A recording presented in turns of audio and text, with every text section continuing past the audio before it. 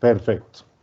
Oye, ahora sí estamos listos. Entonces, vamos a hablar del tema de vacunación. Les estaba diciendo ahí en mute, con la presentación abierta, que esta vez ya estamos como en otra fase distinta de lo que hablamos hace un año. Hace un año teníamos muchísima incertidumbre, muchísimos miedos, muchísima preocupación por lo que pudiera pasar por el coronavirus que se nos iba a venir encima. Hoy hemos pasado ya por un año unas cosas muy difíciles y empezamos, aunque con ciertas preocupaciones y cierta incertidumbre, empezamos a ver una luz al final del túnel. Esa luz es el proceso de vacunación. La primera parte de esta conferencia vamos a hablar de vacunación, haciendo quizás énfasis en algunas cosas que no son muy técnicas, entender algunos procesos y algunos significados. Y en la segunda parte, pues como les decía el doctor Juan Carlos, vamos a abrir una sesión de preguntas para contestar las dudas que tengan de vacunación, pero también de diagnóstico de tratamiento que tengan problemas. Ahora es muy posible que sean más las preguntas porque hay más incertidumbre sobre la vacunación y menos sobre los tratamientos y sobre los diagnósticos, pues porque ya llevamos un año lidiando con esta pandemia, conociendo los pacientes, conociendo el tema del diagnóstico y conociendo el tratamiento y sus limitaciones. Pero el foro va a estar abierto para cualquier tipo de preguntas que tengan, incluso también las de prevención. Entonces, las vacunas para coronavirus, hay que entender una cosa importante, están hechas bajo una tecnología que ya se conocía. Y en la próxima diapositiva la vamos a ver.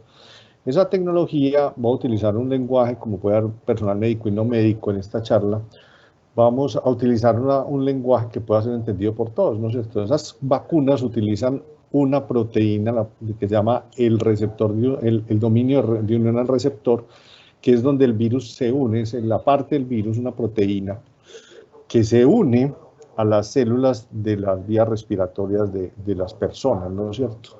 Esa proteína, que se llama el RBD, que queda en la espiga, que es los chusitos que tiene el coronavirus, es la parte que es como mejor conservada, o sea, que se pensaba que era mejor conservada, o sea, que menos mutaciones tenía del virus. Resulta que cuando empezó la pandemia, pues lo primero que hicieron fue hacer todo el mapa genético del virus, identificar toda la estructura del virus, y identificaron cuáles componentes del virus podían ser útiles para elaborar una vacuna. Primero se dieron cuenta si el virus podía ser susceptible de construirse una vacuna contra él, porque no todos los microorganismos pueden tener una vacuna. En este caso, pues resultó que sí, y encontraron que esta proteína, este componente de la espiga, pues se conservaba muy bien. Y eso es importante porque si eso cambia mucho, y ahora vamos a ver el impacto más adelante de eso, si eso cambia mucho, pues yo hago una vacuna, pero al día siguiente ya no le sirve porque el virus mutó. Entonces identificaron esa parte que era tan bien conservada, que no tenía tantos cambios moleculares, y la identificaron como el blanco para construir esas vacunas para coronavirus. ¿Qué es lo que buscamos con las vacunas en general? O sea, que haya una respuesta inmune efectiva a través de anticuerpos, a través de unas células del sistema inmune que llaman células T, pero hay distintos objetivos con el proceso de vacunación, ¿no es cierto? Ahora vamos a volver más adelante de eso, pero yo puedo buscar prevenir la infección, prevenir la transmisión, prevenir la enfermedad sintomática, prevenir las formas severas o prevenir la muerte. O sea, no solamente las vacunas pueden estar dirigidas a prevenir la infección o a prevenir la transmisión, y de hecho nos vamos a dar cuenta que para el caso del coronavirus eso ha sido el objetivo menos importante de todos. Para todos, tener un concepto claro y muy coquito de qué es lo que se trata con las vacunas, es que supongamos que hablemos del sarampión, ¿no es cierto? Cuando mi cuerpo tiene una infección por sarampión, y yo la tuve cuando estaba chiquito, estoy muy enfermo, pues uno tiene inicialmente una respuesta inmune que es muy desorganizada, muy generalizada, poco específica, y realmente pues en relación daño-beneficio, pues a veces termina siendo más dañina que benéfica. Muchos pacientes terminan muriendo, teniendo secuelas o enfermedades graves de cuenta de la respuesta inmune y no tanto del microbio, que en este caso el sarampión. Lo mismo pasa para el coronavirus. Han visto mucho que la tormenta de citoquinas pues no es tanto el virus, sino el sistema inmune lo que lo produce. Pero a la vez el sistema inmune genera una inmunidad de memoria a través de las células T y B, y las células B principalmente genera una inmunidad de memoria. Y esa inmunidad de memoria es como una cosa que permite en el cuerpo identifican un antígeno específico, por decirlo así, una placa que permite decir, hombre, ese es el virus del sarampión, este es el virus del coronavirus, ¿no es cierto?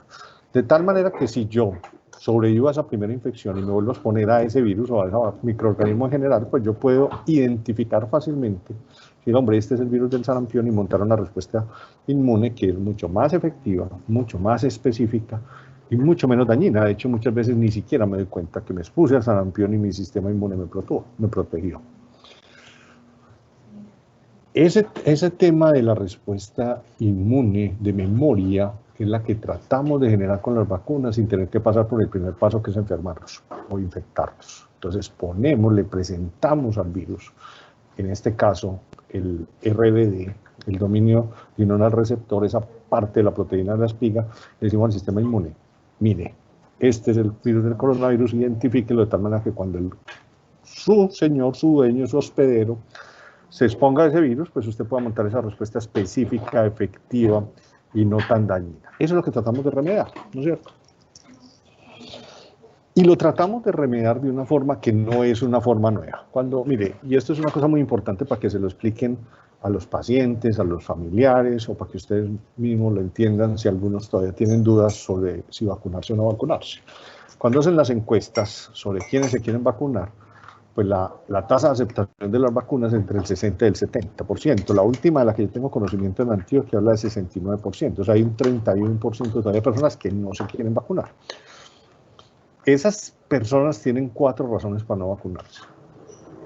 A mí el coronavirus no me va a hacer nada. 2 de ellas son muy raras, son poco frecuentes, son las más raras, las razones que menos se expresan, y son, el virus a mí no me va a hacer nada y yo no creo en el coronavirus. Pero hay 2 que tienen un fundamento principal. Yo no creo que las vacunas funcionen y yo no creo que sean seguras. Y la gente expresa esas 2 preocupaciones frente a la vacuna porque están preocupados por la velocidad con la que se desarrollaran. Entonces, eso que lo hicieron tan rápida, eso que lo hicieron a topa tolondra, eso que se hizo a la guachafita, pues eso no, ¿cómo va a funcionar? Eso seguro tiene algún efecto secundario que yo no conozco. Entonces, ese proceso de desarrollo acelerado de la vacuna hay que entender por qué se dio para poder desmitificar esas 2 razones fundamentales. Y en eso nos vamos a concentrar en los próximos 10 minutos de la charla. Lo primero es, las vacunas de coronavirus están construidas o están hechas sobre plataformas o sobre tecnologías de vacuna que ya se conocían. Las tecnologías, las plataformas son esos del virus inactivado, del vector viral, del ARN mensajero, de la subunidad proteica. Eso ya se conocía. De hecho, pues es que vacuna la humanidad sabe hace más de como 1780 y pico, o 78, Edward Jenner hizo la primera vacuna con virus vivos atenuados o inactivados, y de ahí para adelante pues todos hemos estado viviendo durante más de 200 años y sobre todo en los últimos años hemos tenido un desarrollo acelerado de la vacunación y pues todos hemos estado expuestos a esas vacunas. Esas plataformas ya existían. La más nueva, que es la ARN mensajero, no se inventó para el coronavirus, eso se venía probando hace más o menos 15 o 20 años y ya se había probado para otros. Las de ARN mensajero pues son la de Pfizer y la de Moderna. Ahorita vamos a hablar un poquito de qué consiste cada una. Hay más plataformas que las que yo les muestro acá. Estas son las plataformas que el gobierno de vacunas que el gobierno ha contratado, ha comprado o ha mostrado interés de comprar. Entonces, pero en esta primera parte de la charla lo importante es entender que es que esas tecnologías no se desarrollaron ahora. Entonces ya estamos partiendo de una base, ¿no es cierto? La segunda parte es que es un proceso, se sigue un proceso que se hace cada año. O sea, el tema de que se van las farmacéuticas, se va Sanofi, Glaxo, Pfizer, cada año los que fabrican vacunas de influenza se van para China cada año y miran el virus de la influenza que está surgiendo en China, lo mapean genéticamente, identifican cuáles son las proteínas, identifican además pues del mapeo genético, hacen un mapeo de todo el virus en sí, de la estructura del virus, identifican sus nuevas mutaciones y traen esas nuevas antígenos y los ensamblan en las plataformas que ya se conocen. Generalmente son virus inactivados o virus vivos atenuados. Eso ya se conoce ese proceso. Eso mismo se hizo con el coronavirus.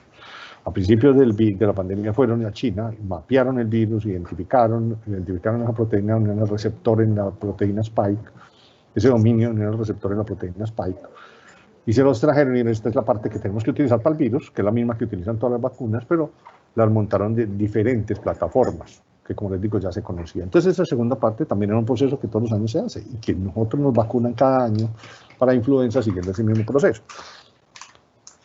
Pero ahí no es donde están los mayores aceleres, por decirlo así, en la producción de la vacuna. Resulta que es que para producir vacunas se necesita mucho dinero. Entonces, pues, digamos que a una farmacéutica no le sale invertir cientos de millones de dólares en el desarrollo de una vacuna, pues para ponérsela a 3 personas o 4 personas que puedan estar en riesgo de encefalitis japonesa o cualquiera de esas cosas. Incluso pues para la encefalitis japonesa hay vacunas.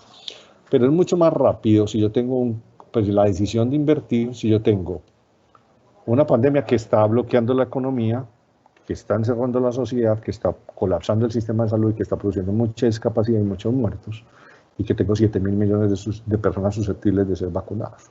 Entonces, la decisión de invertir es una decisión que no se toma tanto tiempo como puede ser vacunar ébola o producir una vacuna para el ébola. Y además había pues una necesidad urgente, entonces una inversión de recursos muy importante de gobiernos y de fundaciones.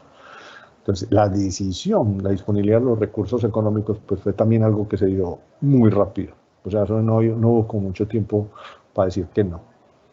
Pero lo que realmente generó un recorte en los tiempos muy sustancial fueron los estudios clínicos. Cuando yo estoy probando vacunas y estoy metiendo 10.000, 20.000, 30.000 personas, el problema no es meter 10.000, 20.000 o 30.000 personas. Yo necesito que ocurran una serie de infecciones en ese grupo para poder saber cuánto es la efectividad. Cuando hacen esos estudios, a una parte de la población le dan vacunas, los médicos lo saben, le dan la vacuna y a otra parte de la población le dan un placebo, que es una sustancia inocua que sirve como de control. Entonces yo necesito mirar cuántas infecciones ocurren en esas dos poblaciones para poder comparar. Generalmente se necesitan 300, 400 infecciones, 200 infecciones. La mayoría obviamente ocurriendo en el grupo que recibió placebo. Cuando yo estoy haciendo un estudio de vacunas, para que ocurran esas 300 o 400 infecciones en el grupo vacunado, pueden pasar hasta 5 años. En el caso del coronavirus, pues es que infecciones es lo que teníamos al orden del día, pues desafortunadamente estábamos en una pandemia. Entonces ocurrieron muy rápidamente y eso hizo que estudios clínicos que se pueden demorar 5 años se hayan reducido a 2, 3, 6 meses. Esas son las razones fundamentales que explican por qué hubo un desarrollo tan acelerado. Obviamente esto está dentro de un protocolo que tienen las agencias regulatorias, la EMA y la FDA, para generar medicamentos de forma urgente, un protocolo expedito que hable como es como una autopista para generar medicamentos, pero eso tampoco fue diseñado para las vacunas, eso ya existe desde hace tiempo, pues para las vacunas de coronavirus, y también existe tiempo. Entonces, esas cosas son las que explican por qué las vacunas se desarrollaron tan rápido, y no necesariamente significa que se hayan hecho de forma mediocre y que estemos expuestos. De hecho, digamos que esta vacuna, a diferencia de la influenza, la del neumococo, cualquier otra que ustedes conocen, estas vacunas tienen como 7.000 millones de auditores. Todo el mundo, los gobiernos, los medios de comunicación, las redes sociales, vigilando que si en alguna parte a alguien se le cayó una pestaña por culpa de la vacuna, entonces él mismo le da la vuelta al mundo. Entonces, digamos que eso antes nos tiene que dar como confianza en el proceso. Entonces, esas plataformas que yo les menciono que ya existían, y aquí les pongo un poquito el puntero, pues de la que más han oído es el ARN mensajero. El ARN mensajero es un material genético que sirve de mensajero, que lleva la información desde los genes a las estructuras de la célula donde se producen las proteínas. Entonces le dice, hombre, desde un gen, le va y le dice al ribosoma, que es el que produce la proteína, produzca esta proteína. ¿Qué es lo que hacen estas vacunas? Se inyectan esos materiales, esos mensajeros se inyectan para ir directamente a esa unidad productora de proteínas y decirle, produzca esto. ¿Qué produce la célula? ¿Qué es la célula muscular? Produce la proteína de la espiga, o produce el receptor, el dominio en el receptor, esa parte de la proteína de la espiga. Y le dice a la célula, fabrique esto. Y al fabricarlo, pues el sistema inmune lo identifica, dice, hombre, esta es una parte, esta es la sustancia que del coronavirus se genera inmunidad contra eso. ¿No sé? De tal manera que si desde afuera llega ese fragmento, ese fragmento de proteína, esa proteína llega desde afuera, el sistema inmune lo reconoce y responde.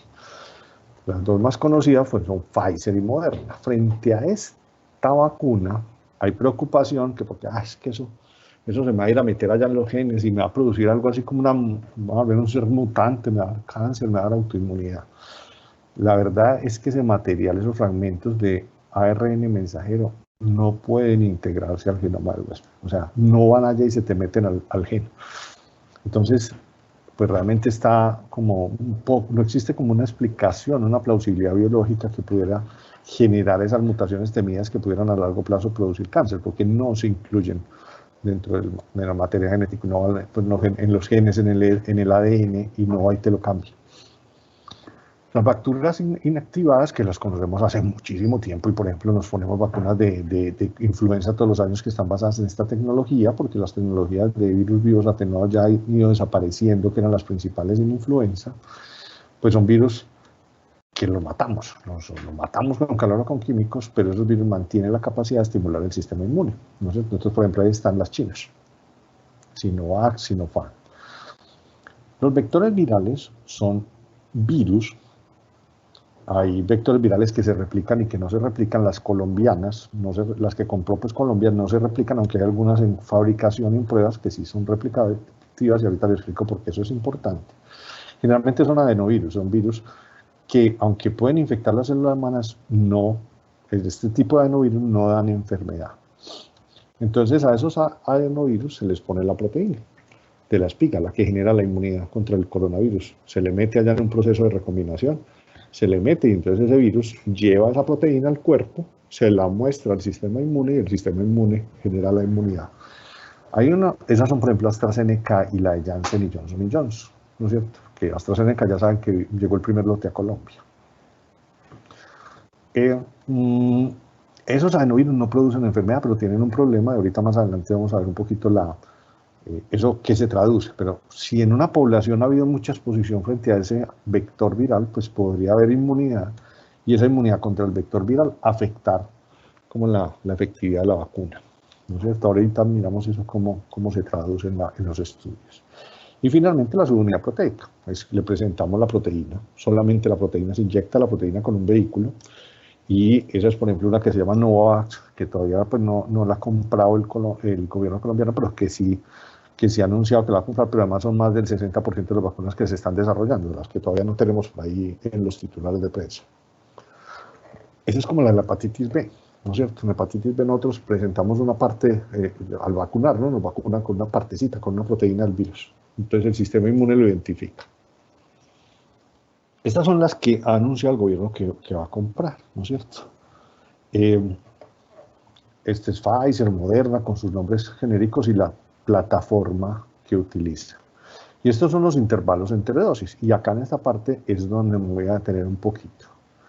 Estos intervalos, digamos que son algo en materia de construcción y se han dado cuenta de los cambios que han existido. De Pfizer, por ejemplo, se ha visto que pudiera haber menos efectividad en mayores de 65 años y se ha postulado la necesidad de una tercera dosis. Pero por otro lado también se ha visto, y a ustedes probablemente ya a algunos les tocó, que las personas que tuvieron infección por coronavirus pues hacen una respuesta inmune muchísimo mejor, muchísimo más potente con una sola dosis. Entonces el gobierno colombiano tomó la decisión de ponerle una sola dosis a los que tuvieron infección previa por coronavirus. También se ha hablado de aumentar el intervalo de tiempo, ¿no es cierto? Ahorita miramos la efectividad clínica con algunos de los ejemplos. Con Moderna yo no estoy al tanto de modificaciones en los intervalos y en las dosis, pero con Sinovac, por ejemplo, se ha dicho también que con aumentar el intervalo a 56 días podría ser que la efectividad clínica de la vacuna fuera mejor. Y de hecho el gobierno colombiano le elevó una consulta al laboratorio productor en China para saber si debería modificar el intervalo de 21 a 56 días. Johnson y Johnson solo necesita una dosis. Y en general con todas, incluyendo la rusa y la AstraZeneca, se está evaluando la efectividad de una sola dosis, ¿no es cierto?, de la vacuna. Y de hecho, por ejemplo, ya hay estudios que muestran, y ya vamos a hablar de estos desenlaces, pero para enlazar la idea, que con una sola dosis, por ejemplo, de Pfizer, se protegería el 89% de la población para formas severas. Entonces, entramos aquí en los desenlaces. ¿Qué es lo que, cuando hablamos de efectividad clínica, qué es lo que se está evaluando? Tenemos que efectividad clínica, lo que sale en las noticias en todas partes, que el 95%, que el 50%, se refiere a todas las formas sintomáticas. Y todos los estudios además evalúan como objetivos secundarios la efectividad para protección de coronavirus severo, que básicamente es hospitalización y muerte. Vamos a hablar un poquito de esa última parte. Todas tienen protecciones con los esquemas completos casi cercanas al 100% para formas severas y para muerte, de las que están en el panorama pues, de las compras del gobierno colombiano. Hay una que nos genera incertidumbre y es la de Sinovac, porque Sinovac, pues, digamos que los estudios de fase 3, que son los que nos hablan de la efectividad, tiene estudios de fase 2 que son de seguridad, que habla de muy buen perfil de efectos secundarios, pero fase 3, que nos dice efectividad, no ha sido publicado, todo ha sido de comunicados de prensa, de informes de laboratorio, pero nada ha sido en un proceso de publicación en una revista indexada, pues como nos gusta, como nos da confianza, en general el proceso científico de publicación de resultados. Entonces tenemos mucha incertidumbre. Brasil, por ejemplo, dice que la efectividad para las formas severas fue 78%, pero no entiende detrás del comunicado que liberaron, que esto fue el Instituto Butantan, que tanto fue, por ejemplo, eso impactado por la cepa P1, ¿no es cierto? O sea, sí, no, en todas las áreas donde está P1, pues que es uno de los mutantes, una de las variantes. Por ejemplo, también comunicados de prensa que yo me atrevo aquí a replicar porque fueron comunicados de prensa, pero publicados pues en Nature, que es la revista más afamada de todas, habla de una efectividad para formas sintomáticas muy variable, ¿no es cierto? De 50% en Brasil al 91% en Turquía. Entonces hay incertidumbres porque todavía no tenemos como las publicaciones que nos permitan entender esos resultados, en qué contextos ocurrieron. Pero para el resto, hay unos estudios, por ejemplo, unas cortes ya en Dinamarca que nos dicen que la protección es del 89% con una sola dosis para Pfizer. Y lo mismo para Janssen, pues habla de 85% después de 28 días, pero 100% después de 49 días. Lo mismo con toda la discusión que ha habido con AstraZeneca, pues la protección 3 semanas después de la segunda dosis alcanzó el 100%. Formas sintomáticas, aquí es donde vemos la variabilidad. ¿Qué significa formas sintomáticas? O sea, vacunaron esos 10.000, 20.000, 30.000 personas en la corte y lo siguieron en el tiempo. Si alguien hizo síntomas, alzó la mano y le hicieron PCR y la PCR fue positiva, usted hizo una infección. Pfizer 95%, Moderna 94%, la variabilidad que hablamos de Sinovac. Y miren esta que es de vector viral. Mire cómo cambia la efectividad según la región, por lo que hablábamos. Puede que en Sudáfrica haya más anticuerpos contra ese vector viral y eso afecte la efectividad de la vacuna para las formas sintomáticas. Hago énfasis en que no para las formas severas. O Latinoamérica 66%, por ejemplo. La de Sputnik, la rusa, salió muy buena, 91%, y AstraZeneca es la que más, junto con Pfizer, la que más rápido ha liberado resultados, y hay un montón de cosas distintas, ¿no es cierto? Había inicialmente un reporte del 70% global para formas sintomáticas, ahora la Corte de Estados Unidos, principalmente porque también hay de otros países, pero casi todos son de Estados Unidos, habló de una protección frente a formas sintomáticas del 79%. Que además no se vio modificada por la edad, o sea, fue igual en todos los grupos de edad. Por ejemplo, para Pfizer, como les decía, pues parece ser que nos pierde efectividad en los mayores de edad. Pasó una cosa que se está verificando, que no se entiende muy bien, y es que la protección fue más alta cuando la primera dosis hubo un grupo de personas que recibieron una dosis más baja por accidente, eso entre comillas, pero parece ser que esas personas que tuvieron la primera dosis más baja y la segunda la dosis estándar, pues tuvieron una protección más alta, pero eso todavía no es un estándar porque no se entiende muy bien qué es lo que ha pasado sobre eso. Pero AstraZeneca tiene una cosa muy importante sobre la que quiero detenerme un momento, y es, hay 67% de disminución de la transmisión. ¿Qué significa? No todas las vacunas están evaluando si yo me infecto o no me infecto y si soy capaz de contagiar a otros o no. Por eso el mensaje es, ustedes que están vacunados o en proceso de vacunación, pues les han dicho, se tiene que seguir cuidando, ¿no es cierto? Y con mascarilla y todo eso. Porque usted puede que esté protegido contra las formas severas, pero no sabemos si está protegido contra la infección y pueda convertirse en un fomite ahí, en un transmisor de coronavirus andante si no se cuida. Y írselo a pegar a su mamá que todavía no le ha llegado el turno, por ejemplo, o a su esposa que sea diabética.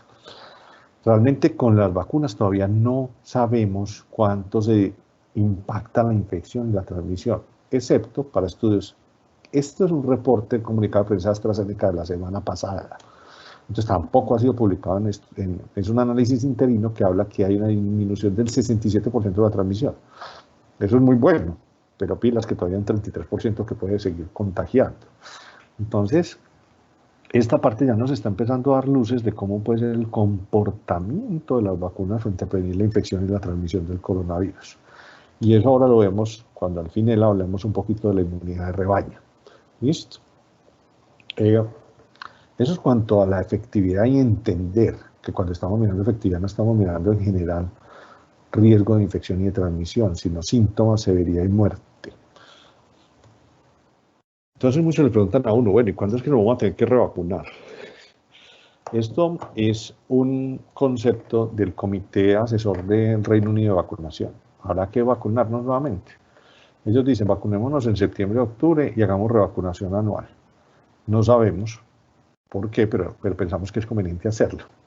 ¿Qué es lo que pasa? A ellos les preocupa la temporada de invierno y les preocupa que eventualmente se pudiera perder la inmunidad como pasa con influenza y pues pudieran haber nuevas olas si se descuidan. Entonces es preferible vacunar e invertir esa plata que tener otra vez nuevamente olas de coronavirus.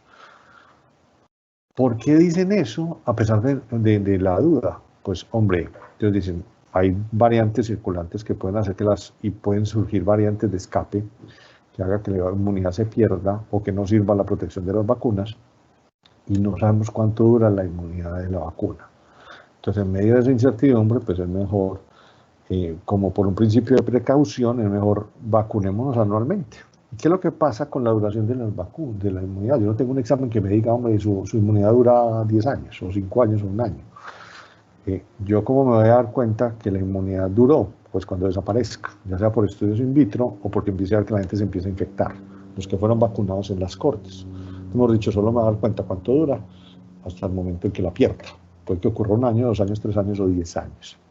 Un marcador indirecto de eso es la inmunidad que dura con la infección por el coronavirus. Hasta ahora las cortes nos dicen dura 8 meses. Eso no es homogéneo, eso es heterogéneo. Alguna gente la pierde antes y alguna gente puede que le dure más, pero hasta ahora vamos en 8 meses, porque hasta ahí es donde dan los seguimientos. Y se espera que la protección de la vacuna, pues que de hecho es más fuerte la inmunidad que genera la vacuna que la infección, dure más tiempo. Pero eso es una cosa que estamos asumiendo, ¿no es cierto? Entonces, es posible que se empiece a plantear, a pesar de no saber cuánto dura la inmunidad, que todo el mundo siga pues esta recomendación de hacer las vacunaciones anuales, pues por el miedo de lo que pudiera pasar si se pierde esa inmunidad y empiezan a haber olas de coronavirus o que la gente empiece a perder esa inmunidad.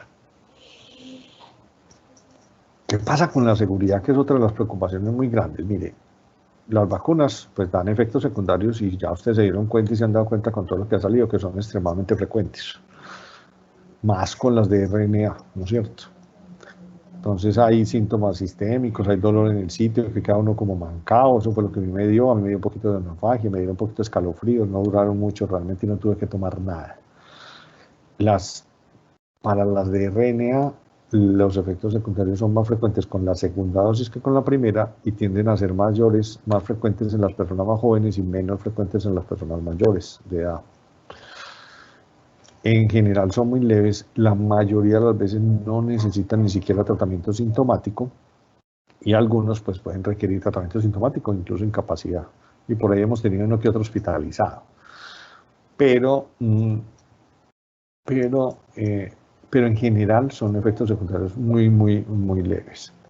Sobre eso, le pueden decir a la gente que se tome tranquilo el antipirético y el acetaminofén.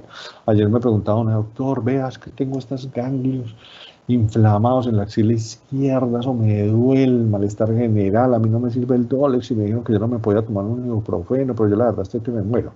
No, claro que sí se puede tomar el antipirético, el antiinflamatorio, la INI. Eso no le va a afectar la respuesta inmune. Ese es otro mito que corre por ahí. Lo que sí se trata es que no se lo tome profiláctico, como hacemos algunos cuando van a poner la influenza. En mi caso particular me fue más mal con la influenza que con la de Pfizer, pero tengo compañeros que estuvieron toda la tarde sentados en el baño, otros que tuvieron fiebre 38,5, 48 horas, otros que se hicieron brotes, o sea, ha habido reacciones y son frecuentes, ¿no es cierto? Y eso pues es un manejo muy basado en síntomas sobre el que no, lo que se necesita sobre todo con los pacientes y los familiares, pura logoterapia, ¿no es cierto? Explicarles, vea, eso no le va a durar más de 5 días, de hecho la mayoría no dura más de 48 a 72 horas. Pero una cosa que me parece muy importante son los efectos adversos serios. Los efectos adversos serios son muy raros. El principal son las reacciones anafilácticas. Y aquí hay varios elementos. El primero, son muy raros. Y a medida que se avanza en la vacunación nos damos cuenta que son todavía más raros. Sabemos que ocurren en los primeros 30 minutos después de la vacunación. Entonces, por eso lo de la observación. El que ha tenido antecedentes de alergia 30 minutos, el que no quiere, para que no salga por ahí y le dé el babiado en el bus o en el taxi. Pero lo importante, bueno, y otra cosa son las contraindicaciones frente a eso. La única contraindicación absoluta que existe contra la vacunación absoluta, otros son más bien precauciones, es una persona que haya tenido una reacción de anafilaxia con la primera dosis o haya tenido reacciones de anafilaxias, cualquiera que sea, pues un choque anafiláctico, una broncoespasmo con falla ventilatoria, una de esas reacciones de necrolisis epidérmica, Stevens-Johnson, etcétera, que a veces oímos hablar los médicos de ellas, con la primera dosis o con otra vacuna. Estrictamente no se debería generalizar a todas las vacunas, sino a las que comportan componentes, que tengan los mismos componentes de la vacuna que se va a aplicar, pero eso ya es muy difícil llegar hasta allá, hilar tan fino, entonces pues se generaliza a que usted tuvo una reacción alérgica con una vacuna previa, severa, sí, listo, pues no vacune para coronavirus, ¿no es cierto? Hasta ahora yo solo llevo una paciente que le he dicho que no, de resto todos se pueden vacunar. Digamos que eso es lo que tenemos que conocer, eso es lo que tenemos que aconsejar, pero hay una cosa que es más preocupante y son los eventos coincidentes que hacen eco a través de las redes sociales y que se nos vuelve un problema muy grave. ¿Qué es eso de los eventos coincidentes? Ya no han pasado varios, les voy a explicar el más claro de todos. En Noruega vacunan yo no sé cuántos viejitos mayores de 80 años, con cualquiera de las vacunas, creo que fue Pfizer o Moderna. Y después de la vacuna se mueren unos viejitos. Hombre, ¿los viejitos se murieron por la vacuna o se murieron porque les tocaba? Porque es que los viejitos se murieron a una tasa muy alta. Pues mayores de 80 años, pues eso es muy probable. Si yo vacuno 10 viejitos, es muy probable que en los días siguientes le fuera a tocar morirse a alguno de esos. Ese es el ejemplo más, pero no significa que porque se haya ocurrido en las horas o en los días después de la vacuna eso esté asociado a la vacuna. Tiene que haber una asociación, una relación de causalidad y eso implica una plausibilidad. Eso ha pasado por muchas cosas y ha producido muchos problemas. Acuérdense además de los viejitos cuando pasó lo de los mielitis transversa con AstraZeneca. Hubo 3 casos de mielitis transversa, que esos fueron los primeros que pararon la investigación, que eso dio la vuelta al mundo por redes sociales, hizo que la gente entrara en pánico. De los 3 casos que ocurrieron, 2 casos, uno ya venía con síntomas antes y otro tenía una esclerosis múltiple que había ya hecho daño de forma pues no clínicamente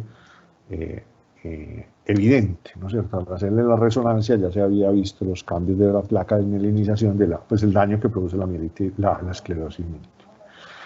Y solo queda un caso que ocurrió en tiempo después de la aplicación de la vacuna. Entonces parece que hubiera sido un caso posible, pero ese caso no se ha replicado nuevamente. Entonces ya empieza a perder fuerza el tema de que esté asociado con la vacunación, a pesar de que llevan tantas dosis de vacuna de AstraZeneca. Y nuevamente hace 15 días volvió a pasar con los eventos trombóticos. Pararon las vacunaciones en unos países de AstraZeneca, que porque habían ocurrido unos eventos de embolismo pulmonar y trombosis venosa profunda. Pero resulta que cuando fueron a ver si habían ocurrido, pero habían ocurrido a una frecuencia menor a la esperada en la población sin vacuna. O sea, era menos frecuente de hecho. Y eran a las mismas tasas que se había visto con otros tipos de vacunas. Pero además tampoco había una explicación como que la vacuna pudiera producir eso. Entonces son eventos coincidentes en los cuales hacemos muchísimo eco y hace mucho daño al proceso de vacunación, porque a veces no nos enteramos qué es lo que hay que hacer, un sistema de vigilancia, reportarles, hacerle el seguimiento, hacer el análisis, mirar si efectivamente están asociados o no, y si se repiten, y si ocurren más frecuentemente en la población vacunada que en la población no vacunada. El ejemplo local es lo que pasó con la enfermera que se vacunó, creo que fue en el sur de Bolívar, y que convulsionó y entonces dijeron que había sido por la vacuna. Ya se sabe que no, y que no hay ninguna asociación. Entonces hay que hacer la notificación, sí, pero no hacer la notificación a través de las redes sociales y replicarlo sin entender el problema, sin haberlo analizado y sin saber qué pasa, ¿no es cierto? Sputnik no nos reporta como discriminada los síntomas, los efectos adversos en general globales, pero sí son, pues no nos hace discriminar la frecuencia, pero en conjunto, pues ocurren en 1 de cada 4 pacientes. Y Sinovac tiene un muy buen perfil de efectos secundarios. Hay más urticaria, pero no reacciones anafilácticas como tal, ¿no es cierto? Entonces, en general, tiene muy buen perfil de efectos secundarios. Hay unos efectos secundarios que se han estado empezando a reportar y son tardíos, sobre todo reacciones locales, que ya hay un primer reporte que ocurre luego de una semana, son autolimitadas, pues generalmente no dan síntomas leves o sistémicos, o si los dan son muy leves, no contraindican para la segunda dosis, no contraindican nada, pues son muy leves y se hace manejo sintomático para que los conozcan, si de pronto los empiezan a llamar, ay, veas que me salió este brote después de la vacuna, o si a alguno de ustedes les llega a dar, ¿listo? Esto es lo que estábamos hablando, que me adelanté de lo de las trombosis, de los eventos trombóticos. Entonces les hago el llamado a poner moderación mientras entendemos si lo que está pasando es realmente asociado a la vacuna o es un evento coincidente, y evitar replicar. Esto fue el comunicado de AstraZeneca, pero ya el jueves de la semana pasada salió el comunicado oficial de la EMA, de la Agencia Europea de Medicamentos, que básicamente valida estos mismos hallazgos de la casa fabricante.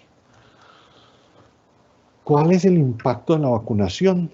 Y la experiencia más clara, aunque ya también el Reino Unido está empezando a liberar los estudios, y ahorita les voy a mostrar y qué es lo que vamos a ver. Y aquí nos vamos a ligar a la última parte, que es qué pasa con la inmunidad de rebaño, ¿no es cierto? Entonces, mayores de 60 años, en diciembre del 2020, empezaron a ser vacunados, y trabajadores de la salud. Y ahí en enero empezaron a ser vacunados el resto de la población en orden decreciente de edad.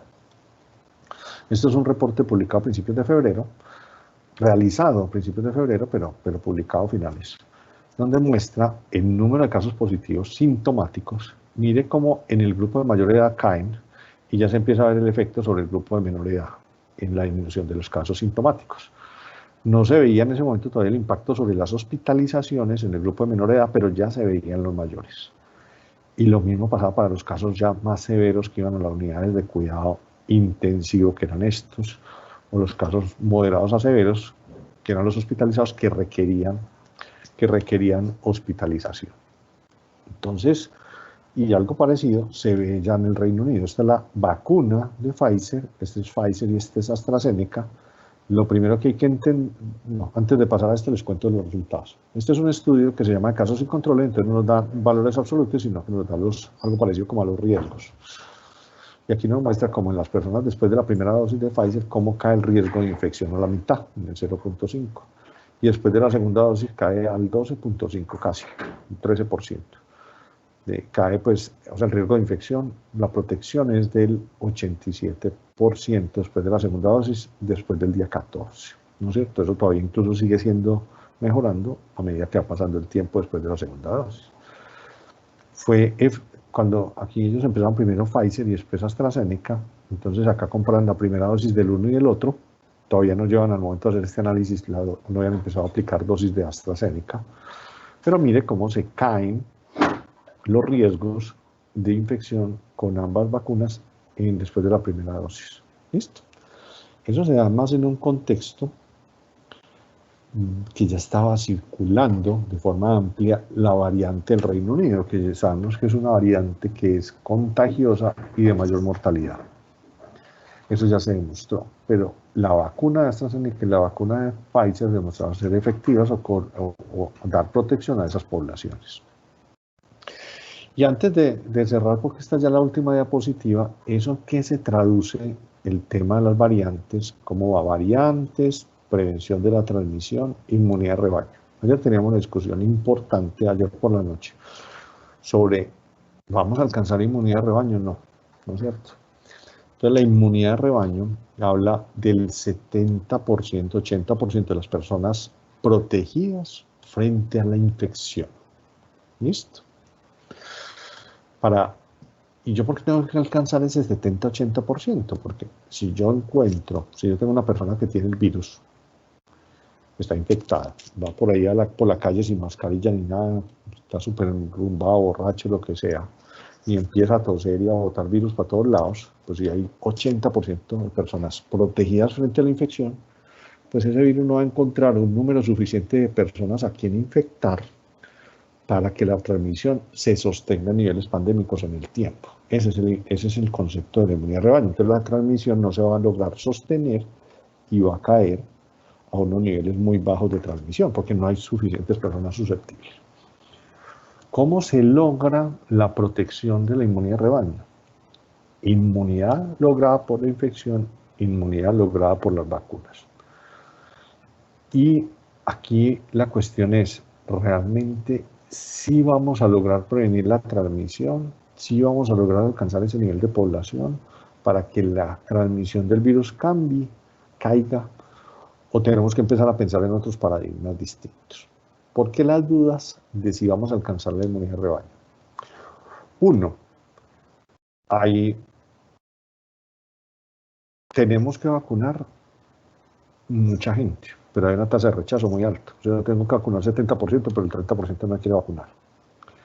Dos, hasta ahora no puedo vacunar a las maternas y los niños. Ahorita más adelante les explico esa parte.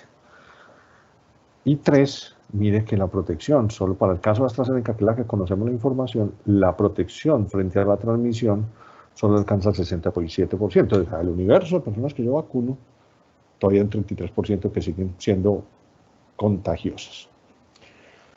Pero entonces, ¿realmente importa tener la inmunidad de rebaño? Ese paradigma, ese santo grial que hemos hablado, pues depende. Y me devuelvo. A mí qué me importa que se transmita el virus si lo que se transmite no produce daño para la salud.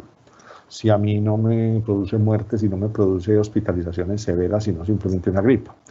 Entonces realmente, pues no importa. Yo modifico, a través de la vacuna, yo modifico la historia natural de la enfermedad. Seguirá siendo importante para aquellos que no se quieran vacunar.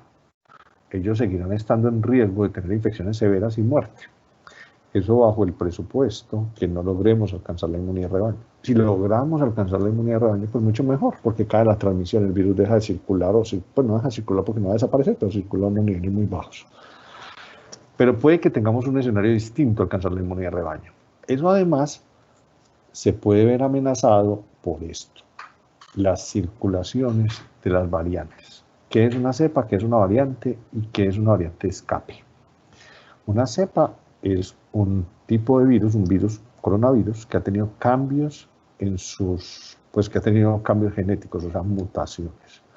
Esas mutaciones no producen un cambio en el comportamiento del virus de forma significativa. Hablamos de variantes cuando ha ocurrido un número de cambios que producen un número de mutaciones que producen un cambio en el comportamiento del virus. El virus se vuelve más transmisible, más contagioso, se vuelve más mortal, como esta cepa del Reino Unido, o simplemente no le sirven las vacunas. Cuando un virus no le sirve la vacuna, se llama una variante de escape. Está pasando, se esperaba que pasara, las variantes y las cepas no son nuevas, ocurren desde el principio, porque es un virus que no es el que más, no es como influenza, que tiene muchísimos cambios, pero digamos que es un virus que tiene por el tipo de virus que tiene, que hay muchas probabilidades de tener mutaciones y cambios. Las variantes se observan, se conocen desde el principio. Pero digamos que empezó a tener cambios significativos en su comportamiento. Acuérdense de aquella de Dinamarca, que tuvieron que matar esos animalitos como en septiembre. Desde ahí empezaron a generarse preocupaciones sobre las variantes. ¿Qué sabemos ahora? Pues hay unas que son más contagiosas y más mortales, como esta variante del Reino Unido. Hay otras que son contagiosas, pero no tan mortales, como la de Brasil y la de Sudáfrica. Y hay unas que se les escapan a las vacunas, como la cepa de Sudáfrica, la vacuna AstraZeneca, y parece ser que la variante de Brasil a la cepa china, a la vacuna china Sinovac. Eventualmente no, con certeza van a seguir saliendo nuevas variantes de escape, o sea, variantes que no les sirvan las vacunas. Y por eso tiene que estarse haciendo la vigilancia y estar haciendo como las remodelaciones de las vacunas, como dice por ahí un amigo mío. Hay que seguirlas vigilando que sale y ajustar las vacunas a las nuevas variantes. Eso va a ser un proceso permanente Y por eso es una de las razones que argumenta el Reino Unido para tomar la decisión desde ya. Pues ellos lo están analizando, todavía no lo han tomado del todo, de hacer las vacunaciones anuales, para hacer vacunaciones con vacunas actualizadas a las nuevas variantes circulantes. Eso también puede amenazar la inmunidad de rebaño, ¿no es cierto? Si hay muchas variantes de escape, es muy difícil pues, que logremos tener una inmunidad global. Además, esas variantes de escape, así como se le escapan a las vacunas, se le pueden escapar a la inmunidad que produce la infección, que es lo que pasó, por ejemplo, con la cepa de Brasil, que se llama P1, en Manaos. La cepa P1 se dio cuenta que la inmunidad que se había adquirido con las otras variantes, perdón, no cepa, variante antes, pues también producía, pues que la inmunidad que se había adquirido con las variantes previas no protegía del todo frente a la variante nueva, a la variante P1. Entonces esas variantes también pueden llevar a que esa inmunidad de rebaño no se alcance. Entonces es importante que ustedes, sus familias y los pacientes se puedan estar preparados en que hay que tumbar ese concepto de inmunidad de rebaño. Puede que haya que tumbarlo, pero que tengamos que enfrentarnos a una enfermedad, pues que simplemente a seguir viviendo con el coronavirus, pero con una enfermedad que no nos da nada, que no nos da sino una simple gripa y que complica a aquellos que no estén vacunados. Eso era lo que les quería contar de las vacunas. Hay probablemente unas preguntas muy específicas sobre las precauciones y las indicaciones que si quieren se las voy a contestar desde ya, antes de empezar a abrir el chat, y generalmente las preguntas surgen sobre condiciones particulares de vacunación, ¿no es cierto? Entonces,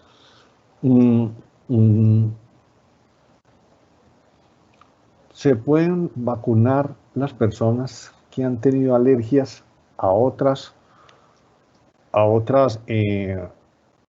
sustancias distintas a vacunas, llámese penicilina, llámese diclofenaco, llámese dipirona, llámese el pelo del gato, llámese la alergia alimentaria.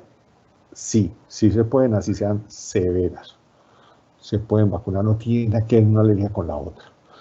¿Que es que yo estuve en la unidad de cuidados intensivos por una alergia a la penicilina? Sí se puede vacunar. ¿Se pueden vacunar personas anticoaguladas? Sí se pueden vacunar, con dos condiciones. Una, si usa warfarina, revísele que el examen que utilizamos para la warfarina, que se llama INR, esté en los parámetros adecuados. Dos, cuéntele a la vacunadora para que le haga con más cariño, le ponga una agujita más chiquita y le haga presión ahí durante un tiempo más prolongado para que no le dé el hematoma. ¿Se pueden vacunar las personas inmunosuprimidas? Sí, pero algunas de ellas pueden tener un momento particular en el que deban vacunarse. Me explico. Si una persona está trasplantada, se espera hasta que pasen cuatro meses después del trasplante para ponerle la vacuna. Si una persona tiene VIH y la defensa está muy bajita, sería ideal esperar que las defensas se recuperen con el tratamiento para ponerle la vacuna. Si una persona está le pusieron unos medicamentos que llaman rituximab o timoglobulina, se recomienda que se espere 4 a 6 meses para ponerle la vacuna. Esas son como en general las consideraciones particulares sobre las precauciones. Mujeres embarazadas, lactantes y niños. Entonces, en los niños ya están haciendo los estudios, yo creo que van a salir para tenerlos listos para el segundo semestre cuando empiece la etapa 5 de vacunación en Colombia. Las mujeres embarazadas también están haciendo los estudios y también deben más o menos estar saliendo para ese momento. Hombre, yo me puse la vacuna y no sabía que estaba en embarazo. No va a pasar probablemente nada. La plausibilidad, la posibilidad de que pase algo, pues es prácticamente nula. ¿Por qué? Porque estamos utilizando, como les decía al principio, tecnología que ya conocemos y que ya hemos utilizado en las embarazadas sin ningún problema. Y que está lactando. Tampoco se piensa que, aunque pudiera pasar la vacuna o los anticuerpos por vacunarles al bebé, no se espera que le pase nada. Es un tema más desde el punto de vista legal. De hecho, las asociaciones de obstetricia en el mundo han dicho, dejen vacunar a las pobres embarazadas, a las mujeres lactantes. Pero obviamente, pues el gobierno tiene que ceñirse a las recomendaciones de los fabricantes y a la evidencia disponible. Si ellos dicen, abren la puerta, vacunen las embarazadas, y resulta que vacunan una embarazada y va a un efecto coincidente que perdió el bebé y ahora se lo clavan al gobierno por haberle permitido ponerle la vacuna, ¿no es cierto? Entonces ahí hay un tema de prudencia. pero probablemente si alguien se vacuna, ¿no? Y de hecho, el lineamiento permite que por prescripción médica una mujer en embarazo, una mujer lactando, pueda ser vacunada si el riesgo de infección es muy alto. Yo, por ejemplo, tengo una materna, una mujer, una obstetra trabajando intensivista, es que la hay, pues una mujer en embarazo trabajando intensivista, o una obstetra embarazada. Entonces, hombre, probablemente el riesgo de que ella se pueda infectar es alto y pues puede terminar afectando al bebé. Entonces, venga, lleve vacúnese, ¿no es cierto?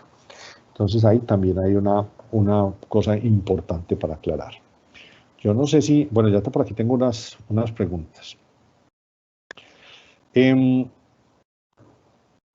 La primera es, ¿un paciente con trombosis venosa profunda y síndrome de plaquetas pegajosas se puede vacunar con cualquier vacuna? Yo me imagino que eso está muy derivado además por lo de los eventos trombóticos que estaba reportando pues con AstraZeneca, esa pregunta.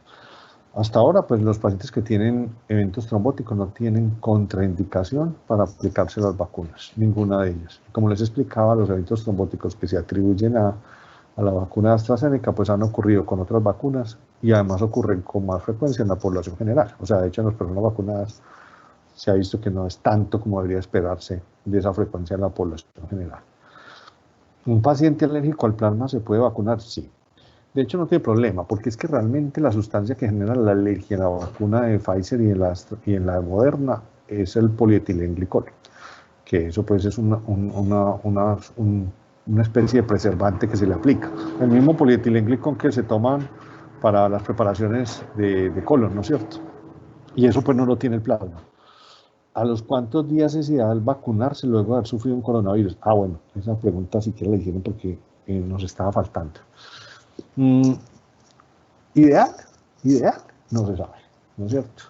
Es un tema más desde el punto de vista de optimizar recursos, ¿no es cierto? Entonces, si yo sé que las personas que tuvieron infección tienen un riesgo 10 veces menor de infectarse, pues de volverse a infectar, que lo que tienen las personas que no han sufrido infección de tener su primera infección, pues digamos que hay cierta protección. Entonces yo más bien, pues utilizo esas vacunas en personas que no tienen ninguna protección y dejo de utilizarlas en las personas que eventualmente pudieran tener, que pueden, pues que por haber sufrido una infección tienen ya cierto nivel de protección.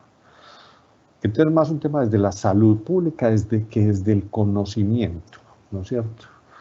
Porque, como les decía, se espera que la protección de la vacuna dure más tiempo que la protección de la inmunidad, pero no lo sabemos todavía cuánto.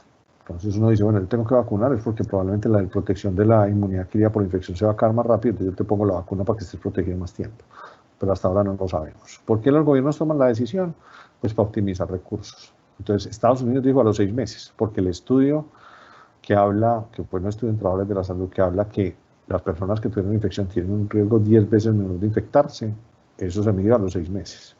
El gobierno colombiano inicialmente lo lanzó a los 6 meses y hubo una revolución, pues que hasta la gente de la unidad de cuidado intensivo les dijo que les dejaba de trabajar, entonces lo tuvieron que acortar a 3 meses. Pero fue más una decisión ahí como para apagar el incendio que realmente que no tenga algún tipo de sustento. Entonces, por ahora, por lineamientos, a los 3 meses de haber puesto la coronavirus. Por evidencia científica, pues hasta 6 meses, 8 meses, que sabemos que hay una cierta protección, aunque no universal, sobre el riesgo de reinfección de las personas que tuvieron coronavirus previo. ¿Cuánto tiempo con una sola dosis es suficiente luego de haber sufrido el coronavirus? La evidencia actual existe para Pfizer.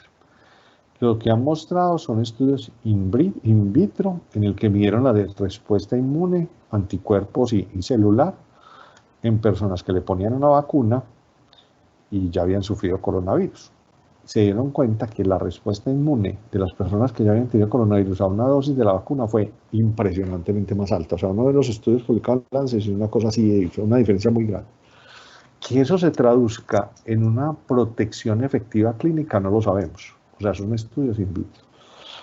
Pero digamos que con base en eso y en otras evidencias de que ahí le tomó una protección con una sola dosis, el gobierno tomó la decisión de aplicar una sola dosis de la vacuna a las personas que ya habían tenido coronavirus. Aprovecho y les aclaro que eso es bidireccional. O sea, si yo me puse la vacuna y a los 5 días hice el coronavirus, tampoco se le pone la segunda dosis.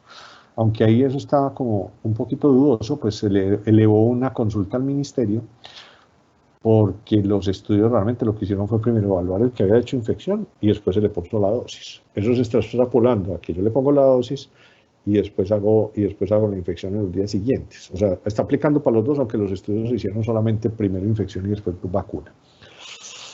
Es que hay mucha pregunta. Esperen, yo voy despacio. ¿Qué efectos produce la vacuna en un paciente con VIH? Prevenir la infección por coronavirus, de resto nada más.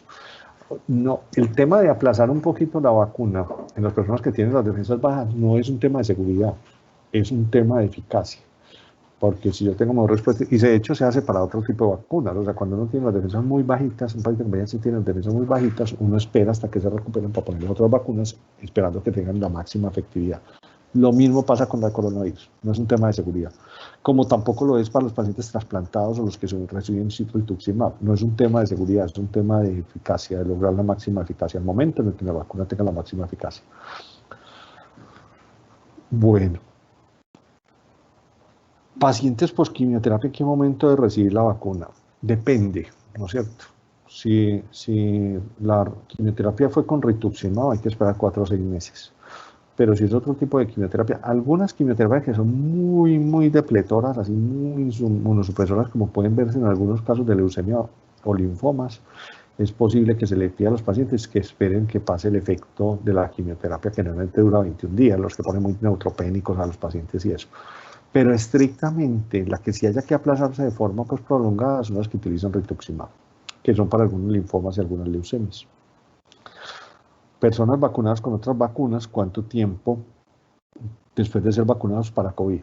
El lineamiento dice 14 días, antes o después, en el orden que sea. Pongo la de coronavirus y poner después la otra, o poner la otra y después la de coronavirus. Pero en algunos expertos han recomendado que se espere hasta un mes. Pues algunos expertos internacionales, el lineamiento del ministerio dice 14 días. ¿Es necesario suspender la lactancia materna post-vacunación? Yo voy a contestar esa pregunta como ya lo he hecho con otras mamás.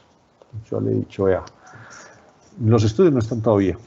Las asociaciones de obstetricia han dicho que no debería haber ningún problema y que por favor vacunen a los lactantes. El gobierno ha dicho que no hasta no tener los estudios. Finalmente, declarar que usted lacta o no lacta es una opción suya. Usted no tiene que ir allá al centro de vacunación a decir que yo estoy lactando.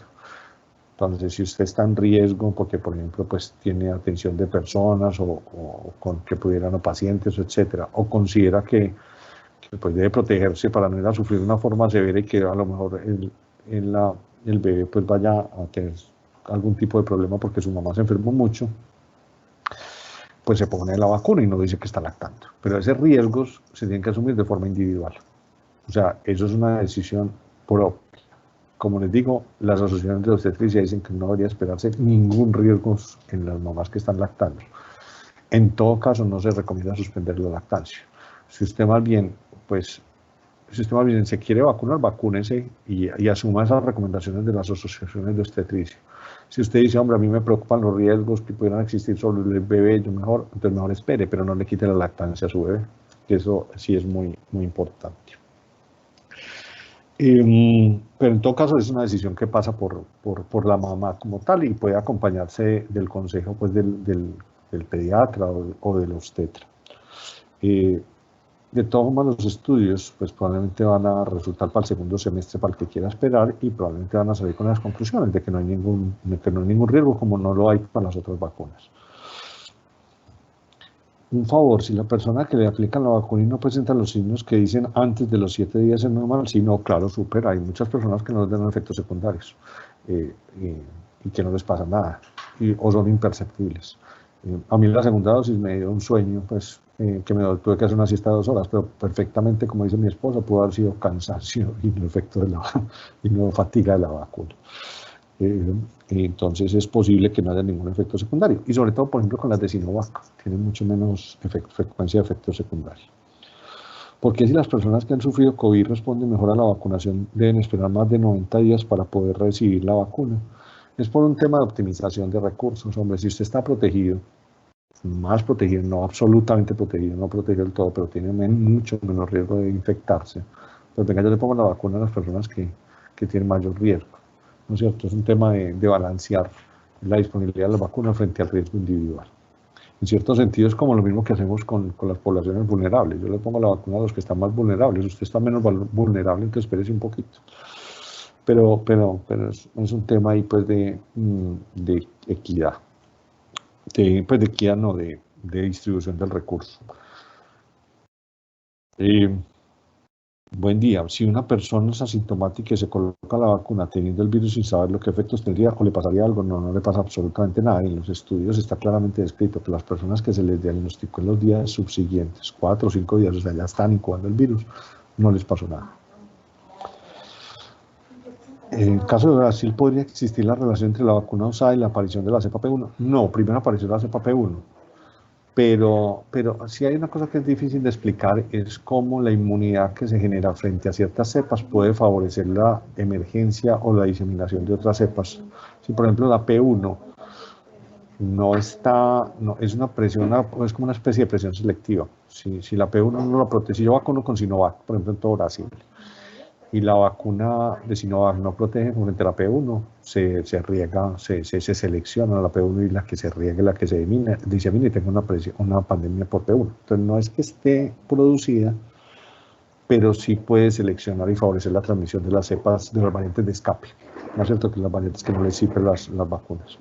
Y eso es una de las cosas. De hecho, por ahí había un científico alemán que lo decía en las redes sociales, que el tema de la vacuna antes podría generar más presión selectiva sobre ciertas variantes. Eso es cierto, eso es cierto. Lo que pasa es que a esas variantes hay que ganar la carrera, o sea, vigilarlas, identificarlas y actualizar las vacunas de forma rápida. Y la carrera se gana si hay menos transmisión. O sea, entonces, por eso una forma de ayudarle a las vacunas y a que las vacunas mantengan su efectividad y que se puedan estar actualizando frente a las nuevas variantes es limitar la diseminación de esas variantes. ¿Y cómo limitamos la diseminación de esas variantes? Pues con las medidas de prevención de la transmisión del coronavirus. La inmunidad por infección es directamente proporcional a los síntomas, es decir, al ser asintomáticos positivos COVID-19 menor inmunidad. Miren, voy a hacer una explicación a esa pregunta con base en la experiencia, ¿no es cierto? O sea, sí sabemos que, aunque no es absoluto, sí hay cierta tendencia a que las personas que tienen una infección más leve tienen menos respuesta inmune que las personas que tienen infección. Eso ya está demostrado. Nosotros, yo soy asesor de SURA y le hacemos seguimiento a los casos sospechosos de reinfección. No tenemos forma de probarlos porque se requiere pues como unos exámenes muy sofisticados, pero si no, sí ve que en general los casos que son altamente sospechosos de reinfección son casos que ocurrieron hace más de 6 meses en personas que tuvieron una primera infección más leve o una infección asintomática. Ese es el patrón del 90% de los casos. Entonces eso sí se correlaciona con lo que sabemos, ¿no es cierto? Que yo hago unas infecciones menos inmunidad si la infección es menos severa, más leve. Se pueden aplicar la vacuna en pacientes con antecedente de púrpura trombocitopénica idiopática y cáncer de vejiga. Sí, pero depende de los medicamentos que se están utilizando. Para las PTI en algunos casos se requiere rituximab y ahí sería necesario esperar 6 meses. Pero si usted está, por ejemplo, manejo con esteroides o cosas de esas, no hay ningún problema. En general los cánceres de vejiga no reciben quimioterapias así muy inmunosupresoras. En general, el principio fundamental es hay que vacunar a los pacientes con cáncer y quimioterapia, porque es que esos son pacientes que tienen muchísimo riesgo de hacer complicaciones de coronavirus.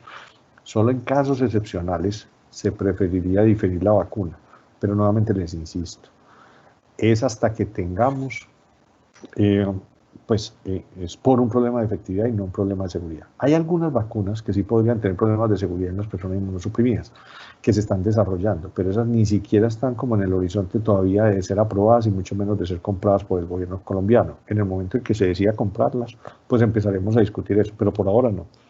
Y ya no tenemos más preguntas. Esta fue la última mensaje. Bueno, no sé si está todo claro.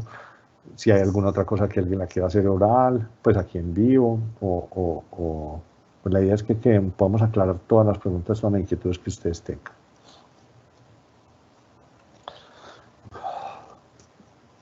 O si alguien quiere que aclaremos algo de lo que ya hablamos y no quedó claro. O si no, pues ya el doctor Juan Carlos o Carolina me dicen cómo procedemos.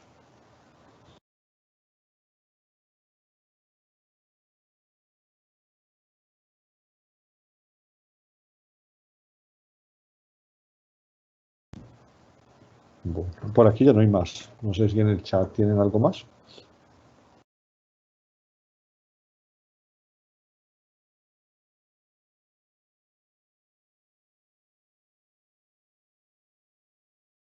Aquí hay una última, otra más. Si una persona ya tiene sus vacunas, puede ser asintomático y contraer el virus, sí. No se ha estudiado con todas las vacunas, pero ya por lo menos hay una vacuna que lo estudió, que es la de AstraZeneca, y aunque sabemos que puede haber infección asintomática y puede haber transmisión, aunque baja mucho el riesgo de transmisión, la probabilidad de contagiar a otros sigue existiendo esa probabilidad con la vacuna AstraZeneca. Con Pfizer y las otras no lo sabemos todavía.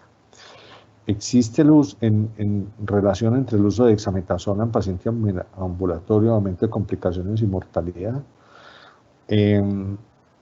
Lo que sabemos sobre el uso de la dexametasona, cuando se usa de forma, esto ya es terapéutico, esto ya no es de vacunas. Cuando se utiliza dexametasona adecuadamente indicada, o sea, en personas que requieren oxígeno, hay una disminución en la mortalidad, que fue pues el estudio que salió en New England publicado de Oxford. Pero si yo la utilizo sin necesidad, pues de tomar los esteroides tiene muchos efectos secundarios, incluyendo las dosis altas que se utilizan en coronavirus. Sangrado digestivo, riesgo de infecciones, de sobreinfecciones, incluyendo neumonías, sobreinfecciones en esos pacientes. Entonces, utilizarla fuera de las indicaciones, pues lo único que voy a lograr son efectos secundarios por riesgo de sobreinfección, sangrado.